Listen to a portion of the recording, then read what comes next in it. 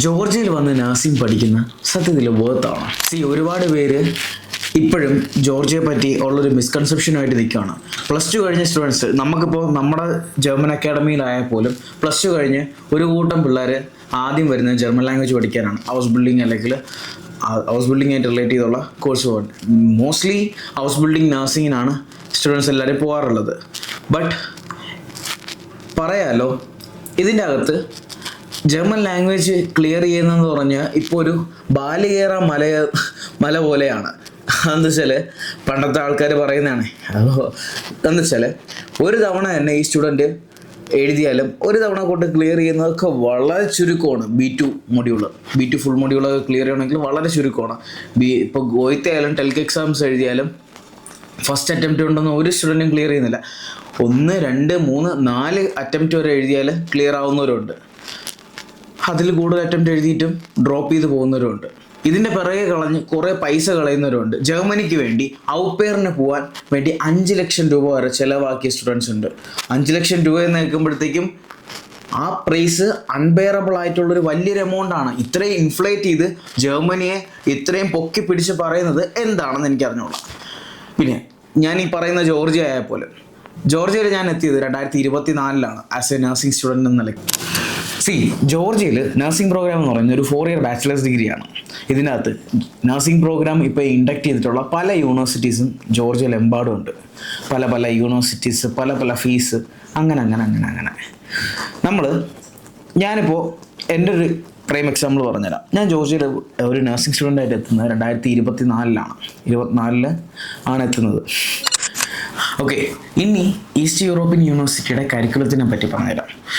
ഇതൊരു 4 year bachelor's degree ആയതുകൊണ്ട് തന്നെ നമുക്ക് ജോർജിയയിൽ ഇപ്പോൾ നഴ്സിംഗ് പഠിക്കുന്ന പല യൂണിവേഴ്സിറ്റീസിൽ നഴ്സിംഗ് പ്രോഗ്രാം പഠിക്കുന്ന പല സ്റ്റുഡൻസ് ഉണ്ടാവും. അവർക്ക് നിങ്ങളുടെ മാൻഡേറ്ററി എലക്റ്റീവ്സിൽ ജോർജിയൻ ലാംഗ്വേജ് ആണ് പഠിക്കാനുള്ളത് കറൻ്റ്ലി. ഈസ്റ്റ് യൂറോപ്യൻ യൂണിവേഴ്സിറ്റിയിൽ ഞാൻ കണ്ടതിൽ ഏറ്റവും ബെനിഫിഷ്യൽ ആയിട്ടുള്ള ഒരു മാറ്റർ, കാര്യം ജോർജിയയിൽ സ്റ്റേ ബാക്ക് ഇല്ല. ഈ രാജ്യത്ത് പഠിച്ചിറങ്ങി കഴിഞ്ഞാൽ നിങ്ങൾക്ക് തിരിച്ച് കോഴ്സ് കംപ്ലീഷൻ കഴിഞ്ഞാൽ നാട്ടിൽ പോകണം. അല്ലെങ്കിൽ ഇവിടെ ഒരു ആവറേജ് BSc നഴ്സിൻ്റെ സാലറി എന്ന് പറഞ്ഞാൽ 700 to 1000 ലാറിയാണ്. അതിന് വേണ്ടി വർക്ക് ചെയ്യാൻ നിൽക്കുമെന്ന് എനിക്ക് തോന്നുന്നില്ല. അങ്ങനെ നിൽക്കത്തുമില്ല, അതിൻ്റെ ആവശ്യമില്ല. അത് നമ്മുടെ യൂണിവേഴ്സിറ്റി മുൻകണ്ടിട്ട് ചെയ്തൊരു ഏറ്റവും ഇന്നോവേറ്റീവായിട്ട്, അല്ലെങ്കിൽ മറ്റുള്ള യൂണിവേഴ്സിറ്റീസിൽ നിന്ന് മാറി ചിന്തിച്ച ഒരു പ്രവൃത്തിയായിരുന്നു അവർ ചെയ്തത്. മാൻഡേറ്ററി എലക്റ്റീവ്സിൽ നിങ്ങൾക്ക് ജോർജിയൻ ഓർ ജർമ്മൻ പഠിക്കാൻ പറ്റും. ഈവൻ ദോ നിങ്ങൾ ജോർജിയൻ അല്ലെങ്കിൽ ജർമ്മൻ എടുത്താലും നിങ്ങൾക്ക് ക്രെഡിറ്റ്സ് സെയിം തന്നെ ആയിരിക്കും. അപ്പോൾ ജർമ്മൻ പഠിച്ചാൽ, അപ്പോൾ നാട്ടിൽ നിന്ന് ജർമ്മൻ പഠിച്ചു വരുന്നവർക്ക് എന്തിനാണ് ഇവിടെ ജർമ്മൻ പഠിച്ചൊരു കാര്യമൊന്നായിരിക്കും ആലോചിക്കുന്നത്. ജോർജിയയിൽ ഗോയിത്തെ ആണ് ഇവിടുത്തെ മെയിൻ ആയിട്ടുള്ള എക്സാം സെൻറ്റർ ഉള്ളത്. ഇവിടുത്തെ ഗോയിത്തയിൽ ഞാൻ തിരക്കി വെച്ച് ഞാൻ അറിഞ്ഞ കാര്യങ്ങൾ പറഞ്ഞുതരാം. ജോർജിയയിൽ ടിബിലിസിയിലുള്ള റുസ്താവിലി എന്ന് പറയുന്ന സ്ഥലത്തുള്ള ഗോയിത്തെ സെൻറ്ററിൽ ഇയർലി നടക്കുന്നത് അറൗണ്ട് 400 താഴെ സ്റ്റുഡൻസിന് എക്സാം മാത്രമേ നടക്കുന്നുള്ളൂ. മീൻസ് അതിലും താഴെയാണ് വരുന്നത്. സംഭവം പാസിംഗ് റേറ്റ്സ് കൂടാൻ ചാൻസ് ഉണ്ട് ഫസ്റ്റ് ഓഫ് ഓൾ. പിന്നെ നിങ്ങൾക്ക് ഈ ജർമ്മൻ ലാംഗ്വേജ് ഇൻഡക്ട് ചെയ്ത കോഴ്സ് ആയതുകൊണ്ട് തന്നെ 3rd ഇയർ തൊട്ടുള്ള internship programmes, Germany, Portugal and Spain എന്നീ കൺട്രീസിൽ ഇൻറ്റേൺഷിപ്പ്, അതുമാത്രമല്ല ക്ലിനിക്കൽ എക്സ്പോഷർ ഈസ്റ്റ് യൂറോപ്യൻ യൂണിവേഴ്സിറ്റിയുടെ ഓൺ ഹോസ്പിറ്റൽ ഓപ്പൺ ഹാർട്ട് ഹോസ്പിറ്റലാണ്. they have a good clinicals for them. And അത് മാത്രമല്ല, ഞാൻ ഈസ്റ്റ് യൂറോപ്യൻ യൂണിവേഴ്സിറ്റിയിൽ ഈ പ്രോഗ്രാം ഇൻഡക്ട് ചെയ്യുന്നതിന് മുമ്പ് തന്നെ അവിടുത്തെ ഇപ്പോഴത്തെ കറണ്ട് MBBS സ്റ്റുഡൻസിനോട് ഞാൻ ചെന്ന് ചോദിച്ച കുറച്ച് കാര്യങ്ങളിൽ നിന്ന് ഞാൻ മനസ്സിലാക്കിയ കുറച്ച് കാര്യങ്ങൾ പറഞ്ഞുതരാം. ഈസ്റ്റ് യൂറോപ്യൻ യൂണിവേഴ്സിറ്റിയിൽ BSc നഴ്സിംഗ് പ്രോഗ്രാമിന് മുമ്പേ MBBS ഉണ്ട്, MBBS ഗ്രാജുവേറ്റ്സ് ഉണ്ട്. ഇവിടെ പാസിംഗ് റേറ്റ് കൂടുതലാണ്. ദാറ്റ് മീൻസ് ഞാൻ കണ്ടതിൽ ഒരു 50-ന് മുകളിൽ സ്റ്റുഡൻസ് കണ്ടെങ്കിൽ അവർക്ക് ആർക്കും, ഞാൻ സംസാരിച്ചതിൽ കേട്ടോ, ഇനി ബാക്ക് പേപ്പർ ഉള്ളവരുണ്ടോ എന്ന് എനിക്ക് അറിഞ്ഞൂടാ, ഞാൻ സംസാരിച്ചതിൽ ബാക്ക് പേപ്പറിൽ ഉള്ള ഒറ്റ മനുഷ്യനെ ഞാൻ കണ്ടില്ലായിരുന്നു. അതൊരു പ്ലസ് പോയിന്റ് എന്ന് പറഞ്ഞതിൻ്റെ കാര്യം, വേറെ പല യൂണിവേഴ്സിറ്റീസിനും BSc നഴ്സിംഗ് അല്ലെങ്കിൽ MBBS പ്രോഗ്രാംസിനും, ഞാൻ BSc നഴ്സിങ്ങിൻ്റെ കാര്യം പറയാം, അതാണ് കുറച്ചുകൂടെ വ്യക്തത വരുത്താൻ പറ്റുന്നത്. BSc നഴ്സിംഗ് പ്രോഗ്രാമിന് ചില യൂണിവേഴ്സിറ്റിയിൽ ചില പെർട്ടിക്കുലർ സബ്ജക്ട്സിൽ ചില ലെക്ചേഴ്സ് മനഃപൂർവ്വം സ്റ്റുഡൻസിനെ ഫെയിലാക്കുന്നുണ്ട്. അതിവിടെ ചില യൂണിവേഴ്സിറ്റീസിനെ പറ്റിയുള്ള കരകമ്പി ആവാം, അല്ലാന്നുണ്ടെങ്കിൽ എൻ്റെ പേഴ്സണൽ എക്സ്പീരിയൻസ് വെച്ച് ഞാൻ ആ സബ്ജക്റ്റ് പാസ്സായ ഒരാളാണ് ആ യൂണിവേഴ്സിറ്റി പഠിച്ചിട്ട്. മുമ്പ് ഞാൻ പഠിച്ച യൂണിവേഴ്സിറ്റിയിൽ. സോ പക്ഷേ വേറെ പലർക്കും അത് പാസിംഗ് റേറ്റ് കുറവായിരുന്നു, പാസ്സായിട്ടില്ല എന്നാണ് പറയുന്നത്. അത് സത്യമായിരിക്കാം, കള്ളമായിരിക്കാം. ഇനി ഞാനത് പറഞ്ഞെന്ന് പറഞ്ഞ് എന്നെ കള്ളനാക്കാതിരിക്കാം, അത്രയേ ഉള്ളൂ. ഇനി വരുന്നതെന്ന് പറയുമ്പോഴത്തേക്കും നിങ്ങളുടെ ഈ BSc നഴ്സിംഗ് പ്രോഗ്രാമിൽ ഏറ്റവും കൂടുതൽ നിങ്ങൾക്ക് വരാൻ സാധ്യത ലൈക്ക് ഇനിയുള്ള റെസ്ട്രിക്ഷൻസ് എന്താണെന്ന് വെച്ചാൽ നെക്സ്റ്റ് ഇയർ മുതൽ, മീൻസ് ഈ 2026 മുതൽ, നെക്സ്റ്റ് ഇയർ എന്ന് പറഞ്ഞാൽ ഞാനിപ്പോഴും 2025 നിന്ന് കരകയറിയിട്ടില്ല. 2026 മുതൽ ജോർജിയയിൽ പാർട്ട് ടൈം ജോബ് ചെയ്യുന്നതിൽ റെസ്ട്രിക്ഷൻ വരും എന്ന് ഉള്ള കാര്യം ഉറപ്പായി. പക്ഷേ എങ്ങനെയുള്ള റെസ്ട്രിക്ഷൻ ആണ് വരുന്നതെന്ന് ഇതുവരെയും മിനിസ്ട്രിയുടെ സൈഡിൽ നിന്ന് ഒരു ഒഫീഷ്യൽ സർക്കുലർ റിലീസ് ആയിട്ടില്ല.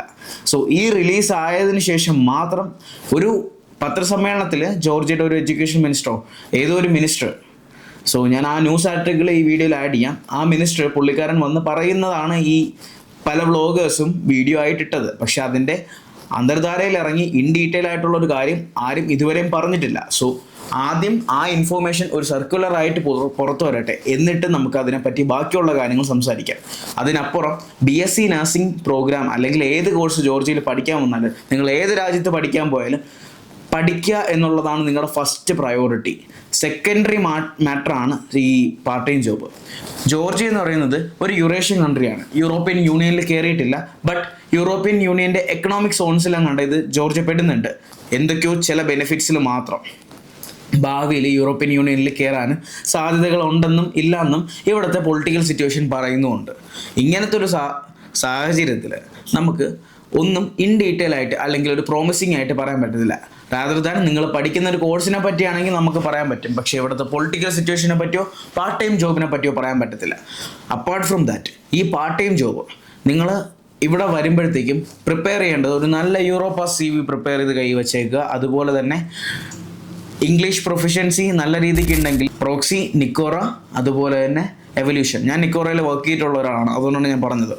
ഇപ്പോൾ ഈ നിക്കോറയിൽ ഇന്ത്യൻസിനെ ഹയർ ചെയ്യുന്നുണ്ടോ എന്ന് എനിക്ക് സംശയമുണ്ട്. എന്നാലും നിങ്ങൾ സ്റ്റിൽ CV ഇട്ട് നോക്കുവാണെങ്കിൽ അവർ ഹയർ ചെയ്യും. ബട്ട് നമ്മൾ ഇവിടെ ഉള്ള മോസ്റ്റ്ലി ഞാൻ വർക്ക് ചെയ്തിരുന്ന സമയത്ത് ഞാൻ കണ്ടിട്ടുള്ള ഏറ്റവും വലിയ വിഷയമാണ് സ്റ്റുഡൻസിനോട് ഒരു പെർട്ടിക്കുലർ ഷിഫ്റ്റ് കൊടുത്തു കഴിഞ്ഞാൽ ആ സ്റ്റുഡൻസ് ഷിഫ്റ്റിന് വരാറില്ല.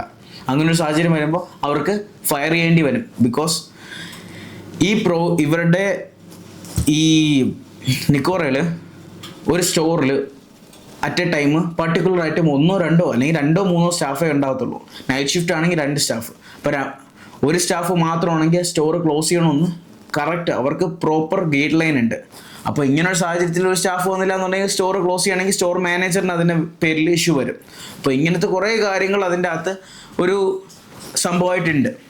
പിന്നെ പാർട്ട് ടൈം ജോബിന് പിന്നൊരു ഓപ്ഷനാണ് വോൾട്ടിനെ പറ്റി പറയുവാണെങ്കിൽ ജോർജിയയിൽ റീസെൻ്റ്ലി അല്ല കുറച്ചധികം നാളായിട്ട് ഇന്ത്യൻസിനെതിരെ ഒരു വലിയ ഹെയ്റ്റ് ക്യാമ്പയിൻ നടക്കുന്നുണ്ട്.